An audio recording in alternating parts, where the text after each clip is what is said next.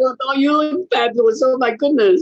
Oh, thank you. That background. I should have a disco background. What's wrong with me?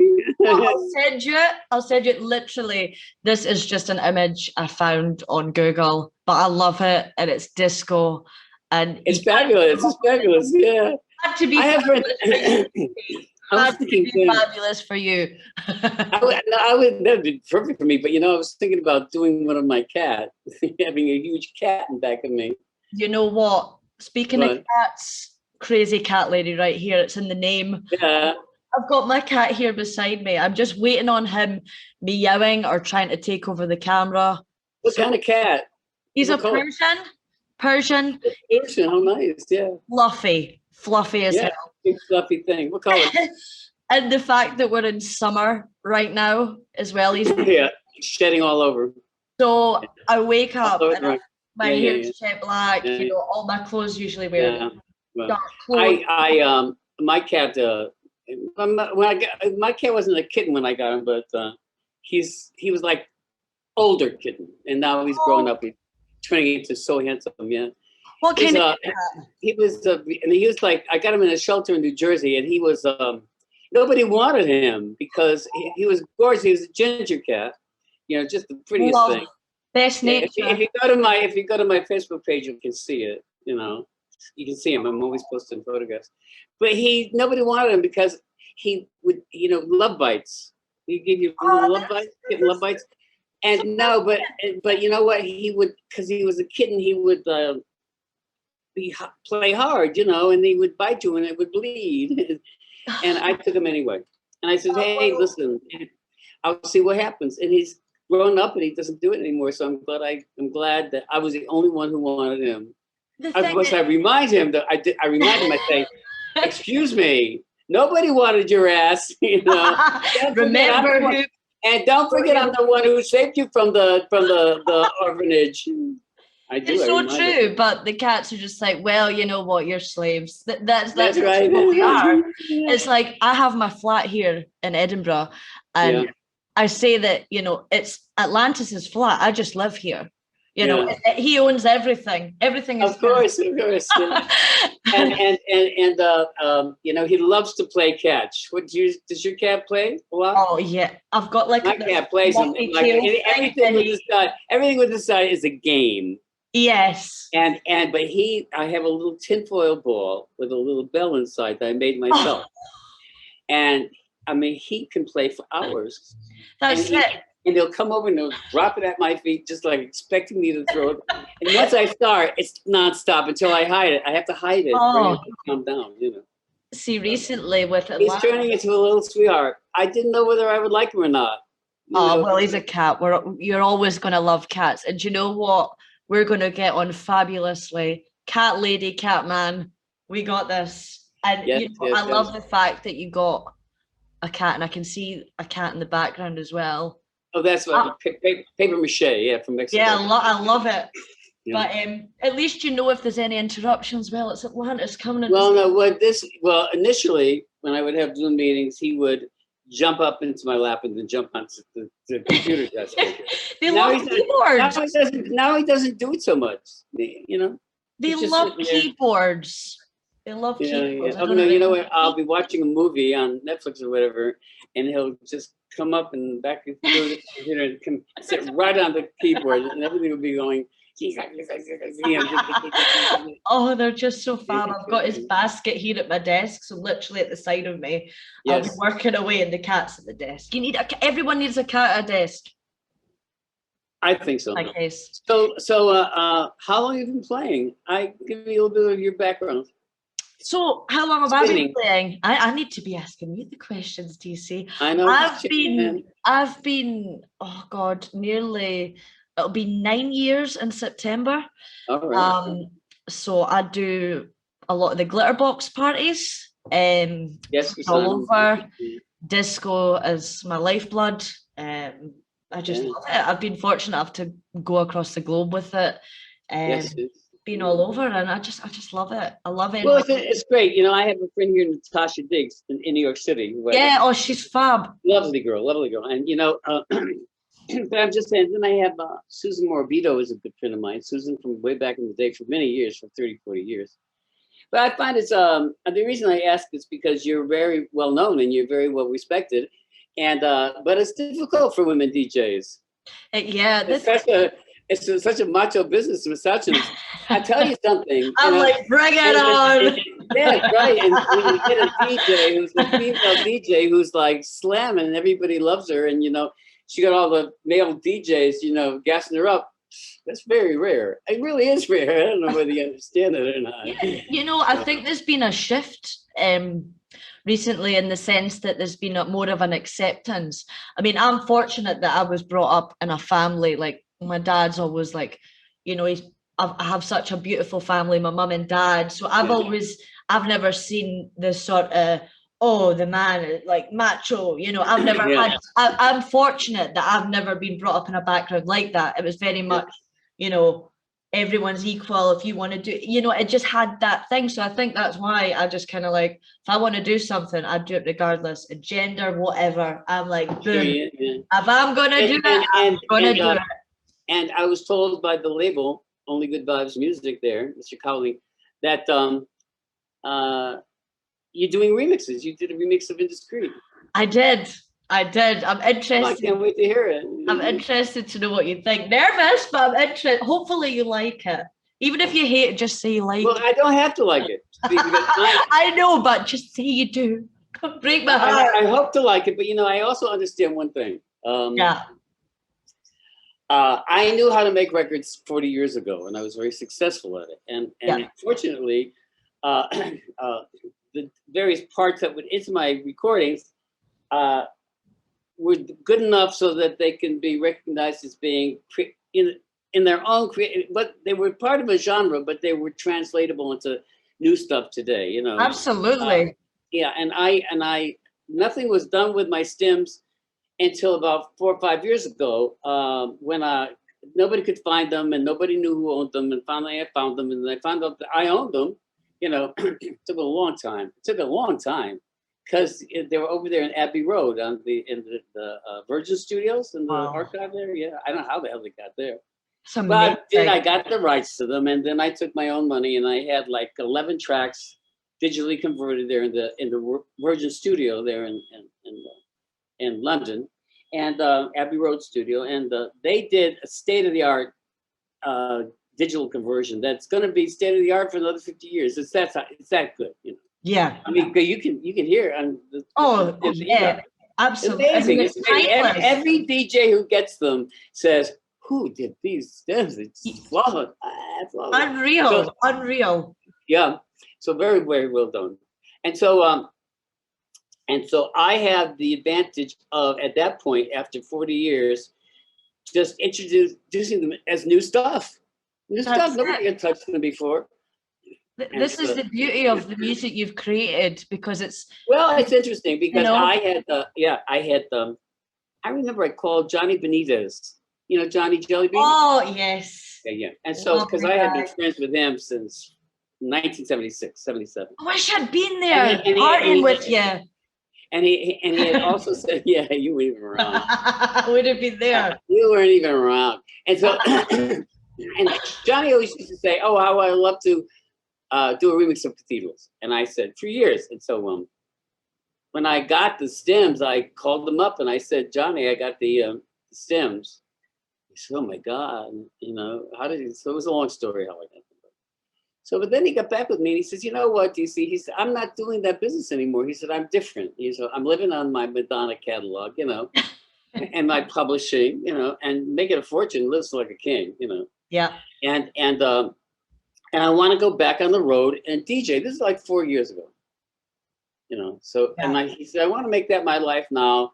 He says, he's got a new wife. He's got a couple of daughters. He's done in Fort Lauderdale. He wanted to change. He says, "What you need for this project," as he said, "you need a niche record company who does this, who will take it on as a project and give it number one priority, because that's what it needs. But it needs somebody who knows what they're doing with remix stuff like this." I said, well, thanks a lot for the good advice. But have you got any suggestions? She said, no. I look back at my long and illustrious career, and Joey Negro did used cathedrals as a sample on the disc about 15, 16 years ago. Everybody. And but the exceptional thing about that was he paid me. Z Records actually paid me. No, good. Because nobody paid me yet. You know, No, now they're paying me, but good. You know, so I said to myself, well, Z Records is still one of the top 2 or 3 dance labels in the world, on the planet. And I said, I know that Joey must like my stuff. David must like my stuff because he's already sampled it, you know, and he's paid me.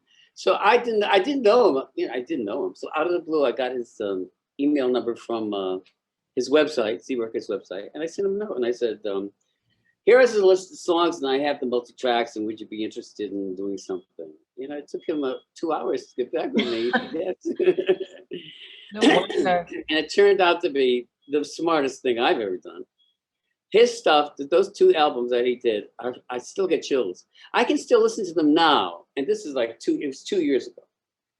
Yeah, I've got those albums myself. Overwhelmed with the quality of those remixes. I listened to the Injured Boys remixes, Let Them Dance, and they're still breathtaking. So He's unreal. He picked the right guys, and he didn't do it all himself. He spread it around to the hottest people in the business, and that was the start of all the good stuff that's happening to me now. So, but I just wanted to say that it took 40 years, and I was resenting it for a long time. I was resenting the fact that nobody cared. But nobody could get to them. I remember Lenny Fontana said to me, "I love Lenny. I did one of his house things that he's doing." And he said, yeah, but you gotta understand, he said, people didn't forget you. It's just that none of this was available all these years. And now you've made it available and now you're giving people the opportunity, you know? So that's what's happening. So, and the stuff that, but back to liking what you do. I don't have to like what you do because the thing that just came out, Do You Want the Real Thing? When they sent it to me, when Paul sent it to me, I said to him, I said, I don't have to like it. That's true. Because I know the reason why. That's true. Because I know. You can lie to me. I know. Just lie. Just tell me. Because I know that I don't know what's happening. I don't play in the dance. I don't go partying that much. I don't hear jockeys play that much. I know that I don't know what's happening out there. So when he says it to me, first of all, I was surprised there was no vocal, that he didn't put a vocal on. And I said, well, whatever. And then I listened to it and I said to Paul, can you slow it down a little bit? And so the remix didn't want to slow it down. And I said, well, it's up to you. It's your call. I said, it was just a suggestion. I said, do what you want to do. I don't know. And it's interesting because I still, when I listen to it, I feel it could be slower. But all the DJ, I get feedback all the time on that track, the new one that Paul put out. DJs are slowing it down anyway because there's no vocal, and they can slow it down to whatever tempo they want to make the perfect mix. You feel the pitch fader. So that's right. And that's right. And you know what? It's a good thing there's no vocal, and there's a good thing it's fast, so they can slow it down if they want to. And very successful. It's very good. Dr. Packard did 2 remixes for me. They'll be coming out on Glitterbox in about a month or something. And I sent him a note and I said, what the fuck are you doing at number 1? I said, hey, give me a chance because I sat number 3, but Do You Want the Real Thing for a couple of weeks? And I said, can you move your ass out of the number 1 spot? And he said, no, I'm not going to do it. But everything is really good, and by virtue of the fact that the stuff, first of all, none of the really good stuff would be happening without Dave Lee. Yeah, absolutely. None of it. And I've told them many times, and I keep every time I listen to the remixes, I send them a note and I say, tell all those people involved that they're flawless, that I'll never thank them enough. And it was all his creative energy. It was all his belief in the project, and it was first class, and it was flawless. The remixes, like I said, they still are stunning. Absolutely.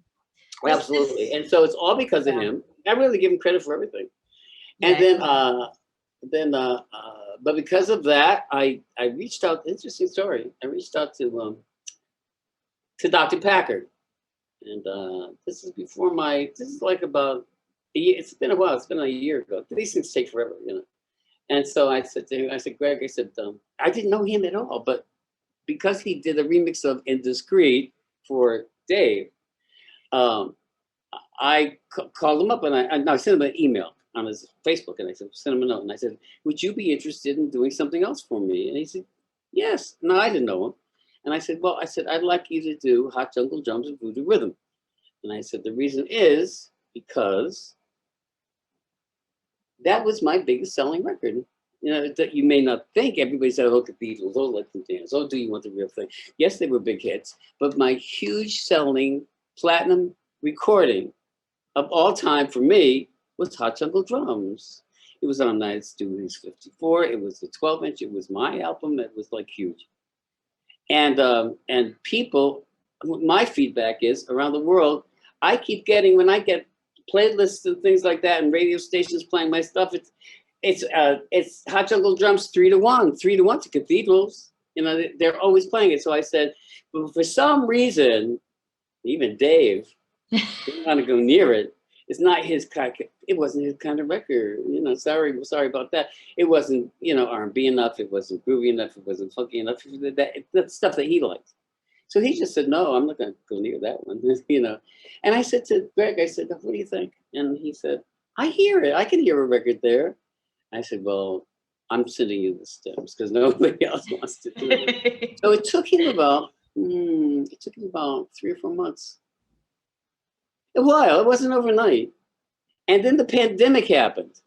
Oh. And so I sent him a note. I said, well, you can't go get out. You can't be flying around the world gigging. And here you are home alone. So you have no reason not to spend all your time doing my remix. That's it. We've got all the time in the world now. Yeah, all the time in the world now. So he sent me the remix. And finally, and I'll tell you something. Blew me away. But he did something to the bass line. It's just brilliant. It's brilliant. Nothing like the original, you know, which is what I hope Paul said that what you do with my rings, it doesn't have to be even close to the original. You know, you don't have to retain the original even feel of the record because that's already been done. It was done 40 years ago, and it's, you know, do something new with it. So he did something new with Hot Jungle Drums, and I never sounded so good. The has a bass line. They do the I get chills when it really kicks in. And so then when I heard that, I said to him, I said, we'd be interested in doing Cathedrals because nobody had done Cathedrals except for Joey. And he said, Cathedrals? I said, yeah. I said, I'm saving it for the special people, you know. And he proved himself. Yeah. He proved himself. He was Hot Jungle Drums. So I sent him the stems of Cathedrals, and again, it was another couple of months. And he sent me Cathedrals. I'll tell you something. The bass line, his job on that record is just breathtaking. No disrespect to any Dave. When Dave did it's a whole new record. I've never sounded as good. The bass line has never sounded as good. It's never been as danceable. I mean, it's shocking what Greg did with that record. So I said, well, it's your call. With what you want to do, it's your call. Where you want to go with it. I can go anywhere with it. At this juncture, I can go anywhere with it because of the success with Dave. And he said, well, I'd like to go with Defected. And I had never considered Glitterbox, and I had never considered Defected because I had never dealt with them. And from what I understood, see you working with Glitterbox, they're very, very difficult to work with. I mean, they're so fussy. It's like they're overwhelmed with so much material coming in that they have to listen to. I mean, I figure, oh, please, I just want to avoid a situation like that, you know. But he said, okay, let me send it to the guy who's in charge of Seamus. Is that Seamus? Oh, Seamus, yeah. And so he said, let me send it. So then he sent it, the two of them, Hot Jungle Drums and Cathedrals. And so we were both waiting for us to get back. Well, then Simon Dunmore got in touch with me. He emailed me. He said, any chance of me purchasing cathedrals and hot jungle drums, the rights, Yeah, he's on the ball. Simon's on the ball. And I said, really? He said, yes. He said, these remixes are just breathtaking, and I want to own everything. And so it's because of Greg and his remix that I'm with Defected. So I have an exclusive deal with those 2 tracks, but only those 2 tracks with Defected. And then Defected decided to do a whole number. Simon is, such a fan for many years. He's been a fan for many years. I just recently found out. Hardcore DC LaRue fan. So he decided to make it the premiere release for Faith Records now, and then which of course pissed off Greg, because that meant our releases were going to be delayed. So they've been delayed 7-8 months. Now they're coming out. Yeah, I know. And Greg's ego, justifiably, he should have the biggest ego on the planet. Greg's ego was saying, "Oh, and I know what Simon does. He'll take it. He'll do 17 different remixes, and mine will get lost in a CD." And I said, "Let's just see what happens." So at one time, so there was a time when he didn't think they were going to come out because he hadn't gotten paid. But he's gotten paid now on both of them. So, he said, he said, I got paid on both of them. I said, well, that's a good sign, isn't it? That's a thumbs up there. That's a thumbs up. And so, from what I understand, they're going to be out real soon. The instrumental of Hot Jungle Drums is going to be on the compilation for Where Love Lives, Volume 2. Oh, cool. And then that's the vocal for Hot Jungle Drums, and then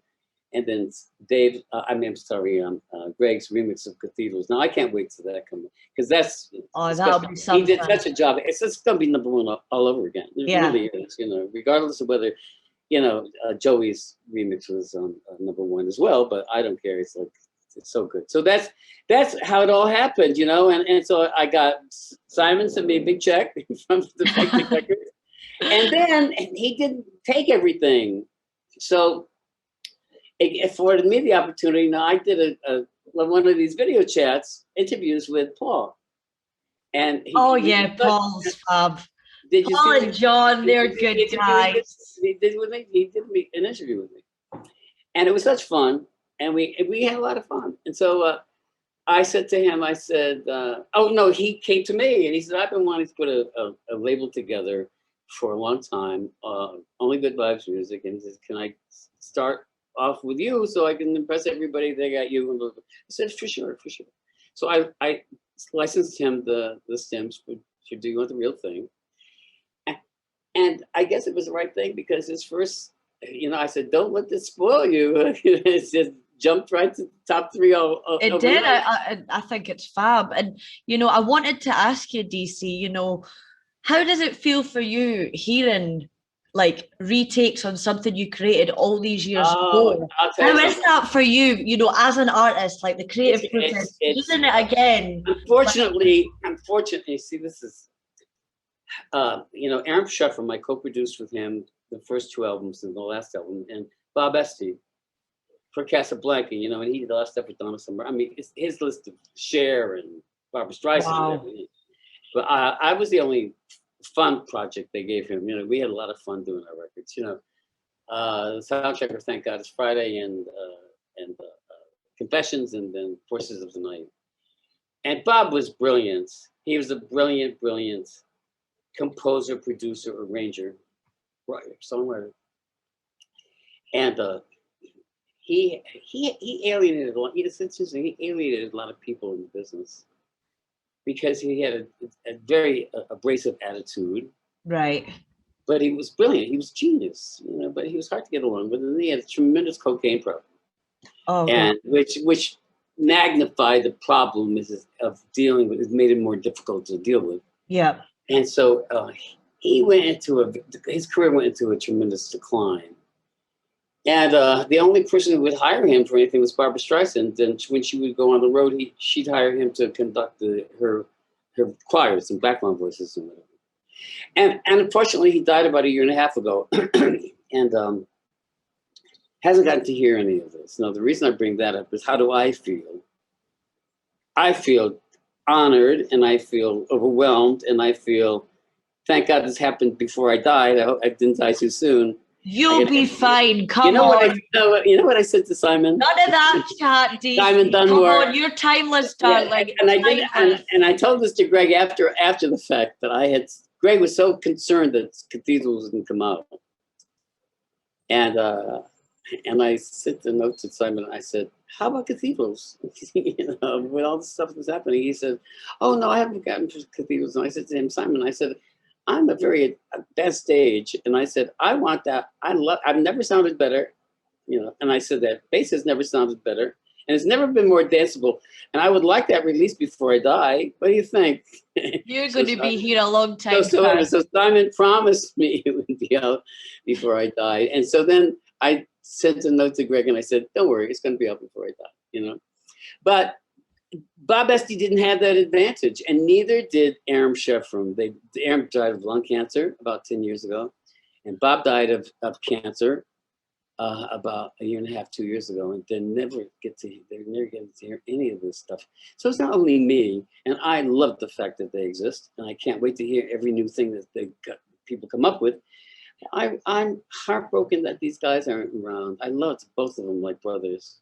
Really. I mean, you have no idea. See, I had a different relationship with these guys. I don't know why, but they came into my life. And Aram, he did cathedrals. He was my hero. Nobody wanted to go. It was like my cat. Nobody wanted my cat. Nobody wanted Hamilton. Nobody wanted cathedrals. Oh, please. And look at how amazing it is. A timeless record. Every record company, timeless. Every producer in town turned me down. And I had known Aram as an art director and whatever, and he had 10-wheel drive with Michael Zager, you know. And I went to Aram, and he came up to the apartment. And I played them "I Don't Want to Lose You" and a couple other tunes on the piano. And he said, and I explained to him the concept of the album. He said, "Yeah, I'll do it." And so Aram was a rock person, you know, rock and roll guy, but he was brilliantly talented guitar player. He studied with Segovia. He was mentored by Stephen Sondheim, you know, the Broadway guy. With him and Michael Zager, they were both mentored by Michael Zager. They had a horn band, and Aram was not that familiar with disco, so I took him to a couple of discos, and we sat down. We started to do cathedral. Well, you see, together we came up with cathedrals. I had the lyrics, you know, and I had the concept for the album, but without Aram, the record would have never happened. It just simply would have never. And I know that it wouldn't have been. It wasn't up to me. It was everybody turned it down, and unless Aram was there with his thing, it would never happen. And I owe him such a debt of gratitude. You know, we never lost touch, and I never stopped telling him how important he was in my life. But that having been said, he would be thrilled with this Greg remix of Cathedral, and he's not around. That's such a beautiful story, though. The fact that you're continuing his legacy as well. The fact, you know, and Bob Esty. Yeah, that's it. That's it. When somebody like raves about the arrangement, that's not my arrangement. That's Bob's arrangement. You know, except that Bob won't be here to hear it. I would love to hear all these stuff. But you know what? You're honouring these people the way you're speaking and talking about it, and, you know, keeping them alive through the music. So, you know, hats off to you. I really admire that as well. And also, it's keeping the young. It's funny. Did you read any reviews that Do You Want the Real Thing got? Yes. Glowing. The reviews were thrilling because what it did, it mentioned how that it captured the essence and the glamour and the excitement of the 70s like no other remix has done recently, you know, and I just thrilled to that because I thought so too. You know, yeah, that's the beauty of it. I agree with the reviews, you know. No, honestly, it's that's what it does, and it's not about me. It's about the record and why it was successful and the era it was successful in and what it represents, the music it represents. And I'm so glad with the likes of people like Simon Dunmore and Defected Record and with Dave Lee and with all those people now, they've never stopped believing That's it. You know what? Nail on the head right and, there. it's like they've all been through bad times, believing what they believe in the music that they believe in. Yeah. And now it's come around where the listening audience is catching up, That's it. The thing is, it's like a and, like the people are catching up.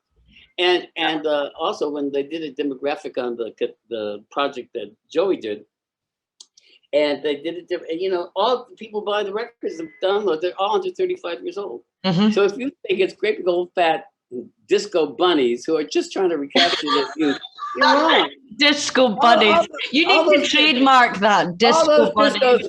All those bunnies are dead. R.I.P. But it's all a new crowd. It's all a new crowd, so. But that just shows you how the music transcends, and it shows the fact that you've created something that all these years later, And I'm very fortunate because it never happens. It never happens. You've got such a unique style as well.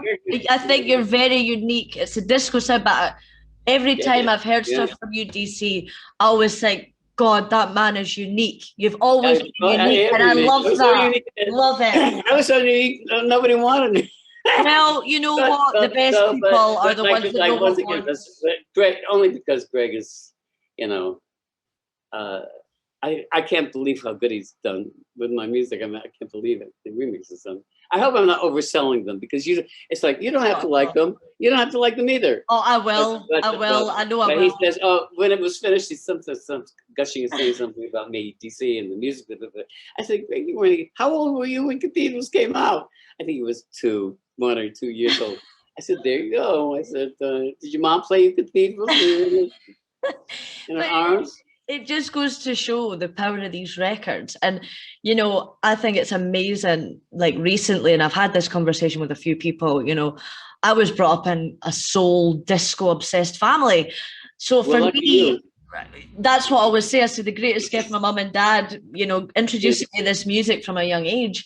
But I remember when I was starting out, I'm a total disco nut, like it's disco everything. Look at the disco, everything.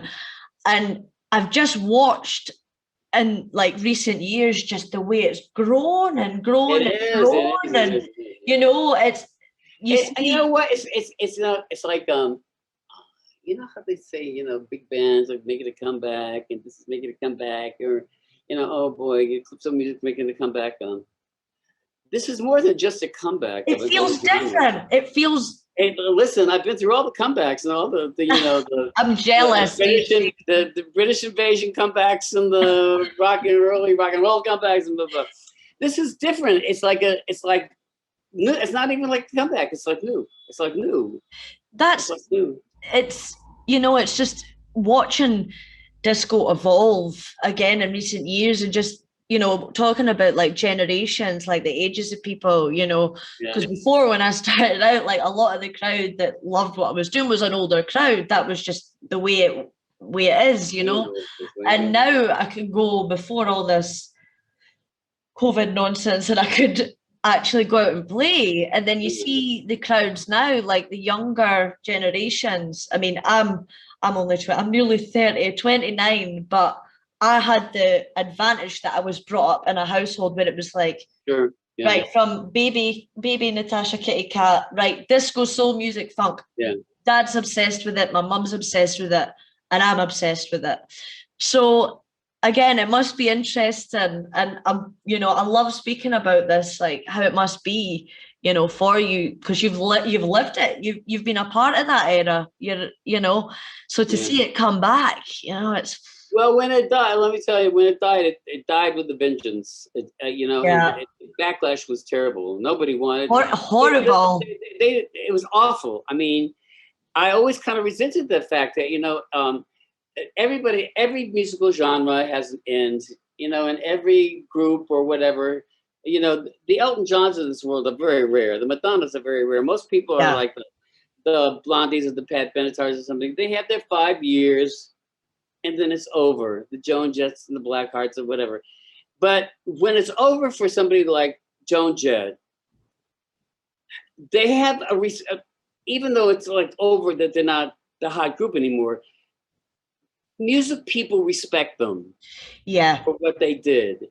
and they're revered to a certain extent, even though they're not hot anymore, you know. But they had among the musicians and about the record business people, among the, you know, whatever, they have respect, and they're treated with respect. With disco, we were dumped and we were like so much garbage, and our music didn't mean shit. And you know what? I made no contribution. What, DC LaRue, that faggot, no contribution to music, no contribution to it was like heartbreaking. It was heartbreaking. Do you know what? It was distasteful and disgusting. It wasn't just a case of, right, you know, the whole thing, like with the records and the football stadium, it was disgusting. It was rough for me in the 80s and the 90s, you know. And I and to be honest, I've been saying disco lives forever. I used to put in my Christmas cards. I love that. I've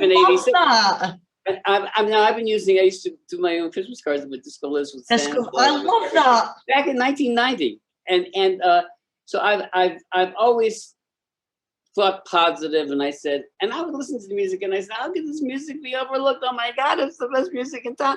You know, I still listen to the stuff. I have my own little radio show, Disco Juice. Oh, and I say, tell us more about that. I want to hear more about this radio show. Well, I have two radio shows. Plug away, darling. Plug away. Plug away. Yeah, well, I have one on newtownradio.com. It's about 8 years old now. And now it's every other Saturday from 6 to 9. But you go to SoundCloud and key in DC LaRue Disco Juice, is right there, you know. And I got right there. I hear that. Hundreds of thousands of listeners, which I like too. And then I have a new show for the last couple of months on Legends of Vinyl Radio, visual radio. And I play an hour every Friday night of the music I grew up to, the music of my youth, you know, late 50s and 60s and 70s, you know. Amazing. Yeah, it is. But I listen to this music, the disco stuff, and I just, oh my God, this was so good. And I always believed it was exceptional music, you know, even when everybody else thought it was garbage. And then now my belief has come to fruition, but it took a lot of other people, you know, my feeling is only because it was great music. You know, Dave said one thing to me. There was a whole bunch of people when those two records came out, and they were assaulting him and myself, you know, and I would get comments like, well, of course it's number one. Look who did the remix. You know? I love when you tell them. Yeah, of course it's number one. You know, how could it not be number one? How could it be? Look, Injured Boys. And so finally, Dave put something out on his Facebook page, and he said, listen. And he was, oh boy, it was such a nice thing for him to say. He said, you know, people are saying it's all because of me and my remixes, whatever. He said, but it's not. He says it's about what was given to me with Cathedrals and the stuff I had to work with. Absolutely. And he said, I was just somebody to enhance what was brilliant and magnificent and genius as it was already. And I said, nice. You know, and he means every word of that, because the thing is the raw material, and you know, it's just, oh God. Yeah, and you know, and so that's why I'm so fond of him. I've never met him. He's a nice guy. Oh, he's a lovely guy. I've competed with him a few times. He's someone, whenever I see that I'm on the same lineup, I'm like, oh, Dave's there. We'll get a vodka, Diet Coke. It'll be a good night. Here's some good music. Yeah, because he's like me. Yeah, I've never met him, but he's lovely. He's so in tune, you know. Yeah. He's just that's it.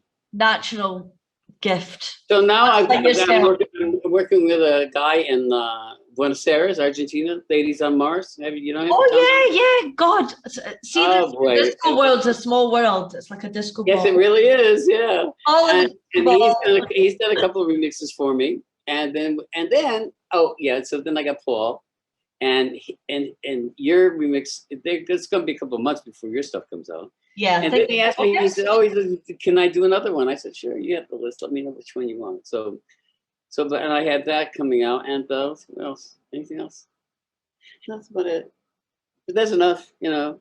And eventually, this one does something or that one does something. Oh, I'm waiting for Francois K to do a remix of Papa.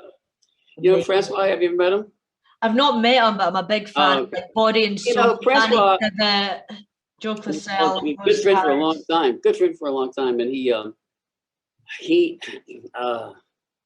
he's so knowledgeable about world music, about you name it, he'll know about it, you know. And I was listening to a couple of us, because of the pandemic stuff, and I was listening to a lot of his archive stuff on stuff like Mixcloud or whatever, you know. And he knows Brazilian music like he came from Brazil. You know, samba and dance and disco samba and all that stuff. And he, so I sent him the stems for Opa, which is a Brazilian song, you know, that was on T-Dance. And I said, do remix. And so he goes, oh, I'm so overwhelmed with remixes, and I've got this and I've got that. And I said, but you're the one to do it. I said, I'm listening to your stuff, Francois, and there's nobody better than you.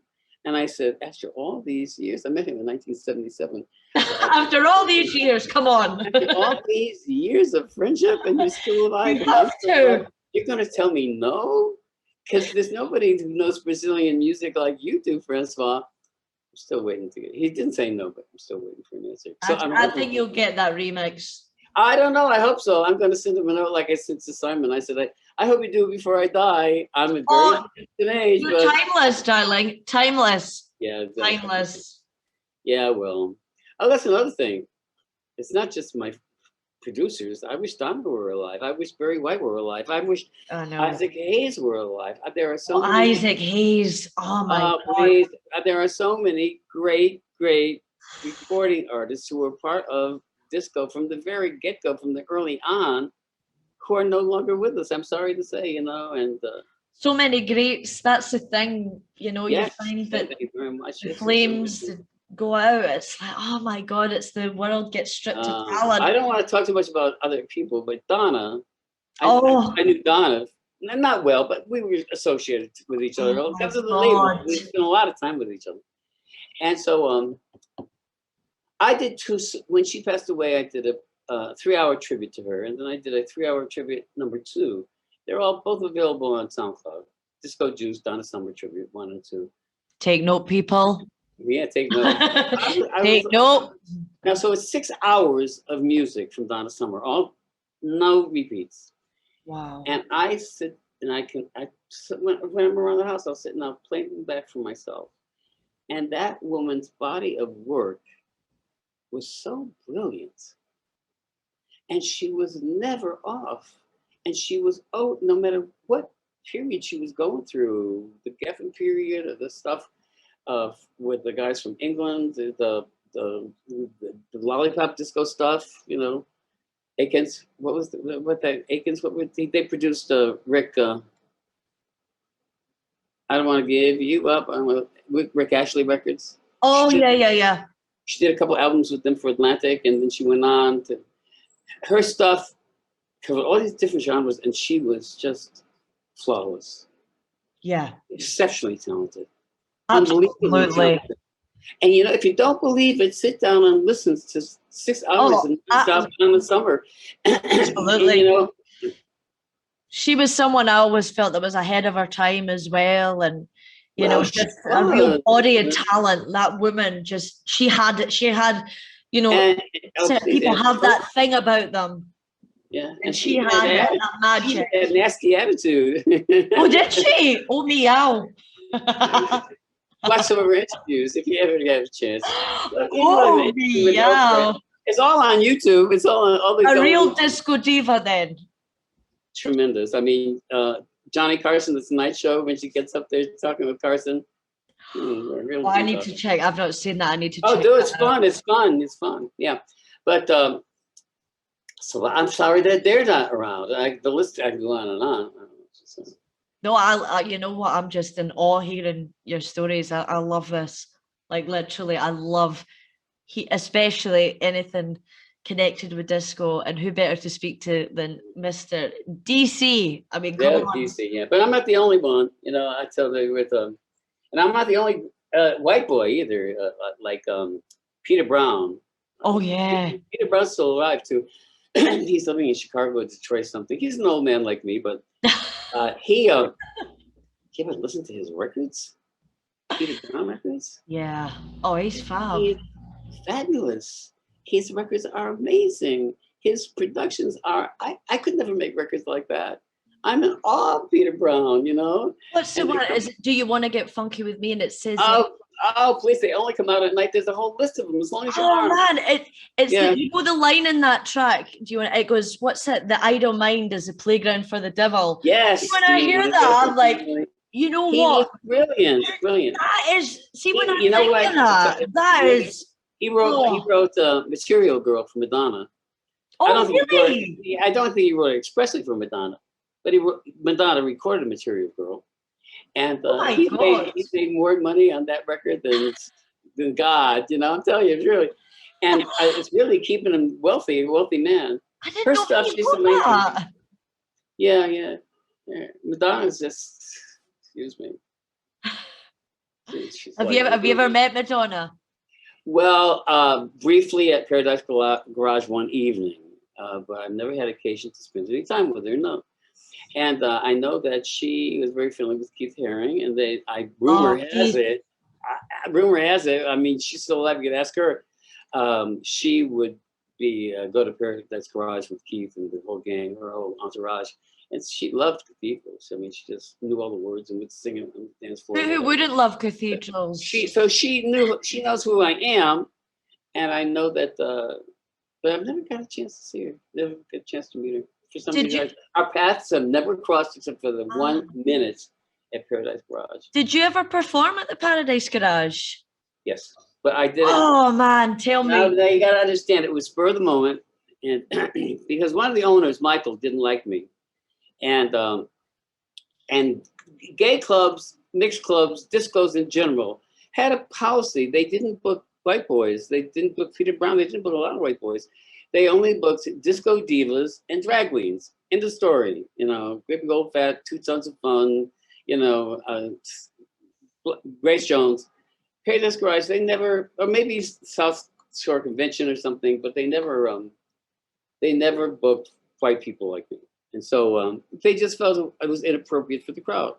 Really? And I always found it uncomfortable performing at discos, really, because they'd stop everything at the height of the evening, and I would come on, and everybody, you know, because they want to dance. They want to dance. And I understood it completely. So no. So I was in the booth one night with Larry. I always say these stories. Oh my God, Larry! Larry and I go back when he was blowing up balloons for Nicky Siano at the gallery. See, this to me, my mind's like. Yeah, and also he was always at the Dave Mancuso's, the Loft. Oh, the Loft. Then when he started Paradise Garage, but then I used to go up to the booth with him. And this is my youth. I was a young kid at the time. I'm not advocating the use of drugs or alcohol, but he would get me you had a great time. Come on, let's be honest. He would get me so loaded. I was at whatever he offered me, I did it. That's how much I trusted him. And I didn't know what the fuck I was doing. I would get so high, you know, you'd have to climb up this ladder up to the booth. And I get so high that I was afraid to climb down because I felt that was oh my God. Yeah. But I was up there one night, and he played cathedrals, and he had me sing along with it. So if that's considered a performance, yes, a performance. Yes, absolutely it is. So everybody was still looking up and applauding and looking up. But it was unannounced, and I didn't get paid for it, and I only did it as a favor. So. Oh my God, it's still the. You know, places, Paradise Garage, I used to, when cathedrals came out, Larry would take 2 records and play for 45 minutes, you know. And I would climb into those huge speakers that he had, the bass speakers, and I would listen to cathedrals with the speaker in that space. Like, oh my God. Yeah, so. It's just so incredible to have been such a big part of all that. I would have honestly, see if I had a time. Well, what was happening, it's interesting that you say that. And this is the truth. While it was happening, I knew it was special. How do you like that? Yeah. And I knew it was once in a lifetime. That's it. For some reason, I just knew it. It was in my bones. And Studio 54, I don't know what anybody's. Well, I loved Galleria, I loved The Loft, I loved Paradise Garage. But the two most fabulous, breathtaking discos I ever in was the same, that huge thing, the same. Wow. And I'll never forget. I went there with a friend, and I think Robbie Leslie or something. They played because Hot Jungle Drums was the big hit. See, people don't remember it as such, but it was. I didn't tell them I was there. I went with my friend Bob, and so he put on Hot Jungle Drums, and I happened to be dancing. And the sound system there was so intense. It was like I had never heard the record before. It was like, what? Is this my record? In a different way. Yes, sure. Yeah. And with Studio 54, I went to a pre-party with Aaron, with my producer and the record company guy, and I walked up that entrance with the beveled edged mirrors, and I walked into the room, and I said, "This is going to be such a fucking hit." I said, I was thrilled just at an opening party, a pre-opening party, walking up and walking into the dance floor. I said, "Oh my God. Oh my God." And so then it opened up on April 26th. And I never went there without being totally thrilled with the place. Yeah. And knowing that that club was once in a lifetime. And it was there now. So better enjoy it because it's never going to happen again. And I did. And like I said, I knew it. I knew it was once in a lifetime stuff. So that's exactly it. The thing is, people can try and recreate it, but no one will ever be able to replace that. No one will come close to the real thing. No, they can't come. And even with the playing the music from Studio 54 radio, it's like you had to be there. You really had to be I know, honestly. To invent a time machine, DC, please tell me so I can I can't do jump. it. I can jump on. And I always say this. So why don't we just close this because we're going on 18 hours, 2 hours, and I know how lucky I was. I know how fortunate I was to be a part of it. I know, but an integral part of it, an intimate part of it, and to be able to share all those memories. And to be able to remember them myself and to listen. I listen to the stuff that I do in my Disco Do show. And I sit there and I go into, I close my eyes, put on my headphones, and it takes me away.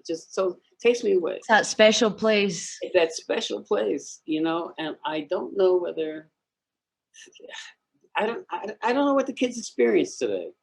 See, that's why I say, that's why I tell you, I know that I don't know because I don't know where their heads are. Yeah, I knew where it was when it was happening, and that's why I made those records. I know I don't know now, And so, and like I say, I'm truly blessed. I'm very close to Nicky Siano. We have Nicky's a wild guy. I think he's the character. I think he was the first one in the world to play cathedrals in the world. When I took it to him at the gallery, and we've been friends ever since. Ever since. I love that. Even through the bad times, even when he couldn't get arrested and his brother was paying his rent. I'll tell you, that shows real friendship. Good times and the bad. Yeah, well, we did have good friendships. Yeah. And Nicky and I talk about it. We don't take it for granted. We know how special we were, and we know how special you continue to be special. You guys have got that magic. And at this point, I say, now with all the stuff that he's done with the documentary and with all the stuff he's done with Simon or whatever, I say to him, you have to behave yourself, Nicky. You have to behave. Hard. No attitude tonight. You're a legend. You don't want to get that. I love it. No, honestly, that whole New York and that era, I mean, being a part of that. Yes, indeed. Yes, indeed. I'll never forget. So, I was dragged to my first discos by a bunch of friends who just want to go dancing. And I bet you to this day, you're like, thank God they did. Before I ever made a record, yeah. Was that a big thing that inspired you, like going out to, experience? Oh, for sure. Yes. Is that yes, something, yes, with yes, your own yes. music, going there where you like? I got the whole concept for cathedrals at when I was dancing at the loft with David Mancuso's loft. Oh man. Well, it wasn't my idea either. I went with Steve DeCristo. We were both so high. This one time we were high and the record came out of it. Love it. Old story, and it never changes. I was there, and Steve DeCristo was one of the 3 guys who started the loft with Dave Mancuso, and I was friendly with him, and I don't. You have that punch. They have a punch. And you get so thirsty from dancing, you just drink 3 pints of that punch. Special punch. Thank you. And I was so high, and I didn't know what I was high on. And we're standing by the dance floor. This has got to be the closing story. I've told it a million times, but it's always fun to hear it. I'm around the dance floor, and David Mancuso wasn't big about mixing. Crossfade. He would play butt to butt, like Bobby DJ. In its entirety, then the next one. Yeah. But it would be right there, but very tight, but no crossfade. Yeah. And so, but you're used to hearing the record right away. There's immediate crossfade. And when they would be looking for a record, and there were like 1 or 2 or 3 seconds of silence, it would be like, and everyone's so high and dancing and sweating and screaming and yelling, and there'd be silence for 5 seconds, and the place would go mad. Like that. So then David put on another record. I don't know what it was. And the place went into screams. Like this is dancing and screams. And Steve, who was next to me, said, "Oh, this is a religious experience. It's a religious experience." We were so high. He said, discos are the cathedrals of now. And I said, ooh, favorite album. God. See, that's and I always close with this. As high as I was, I remembered that. Discos are the cathedrals of now. So, well, you know what? I wrote the album. Wow. So goodbye. It's 2 hours. What are you going to do with 2 hours of this interview? I know, God, you'll be like, right, I'm keeping it. I just enjoy speaking. Are we live now or just being recorded? No, we're just being recorded now. And is Paul going to be broadcasting this thing? Paul's going to be broadcasting it. Paul, the only good vibes guys. But this is is it that they're going to be broadcasting the video? Yep. Okay. Are they allowed to? Are they allowed to, DC? Paul can do anything he wants. He's such a nice guy. As long as you're a good guy. As long as when I get to Glasgow, he treats me like only good vibes. Like royalty. Like the disco royalty I am. You see. Okay. But you know what? Thank you so much. Thank you. I've really delightful. Love this. Yeah. Honestly, you've had me laughing. You've nearly had me crying with laughter. You're a character. I like you. I think we can be friends forever. Listen, I don't know what I am. I'm just an old disco. I'm just an old disco bunny. No, you're a legend, darling. Legend. Thank you very much. Legend. And I'm so and you're on your way. You're on your way to be the legend. One can dream, darling. One can dream. Yeah. You have to live. Excuse me. We have to live to be really old. Okay? Hopefully you don't want to die and be legendary. You want to live to see live and be a legend. We'll okay? See. Well, thank you so much, DC. I've enjoyed it. And I hope to speak to you again. And fingers and paws crossed, because I like to see myself as a cat. And I can't wait to hear your remix. I'm like it or not. But listen, thank you so much. Bye-bye. You take care, darling. Thank you.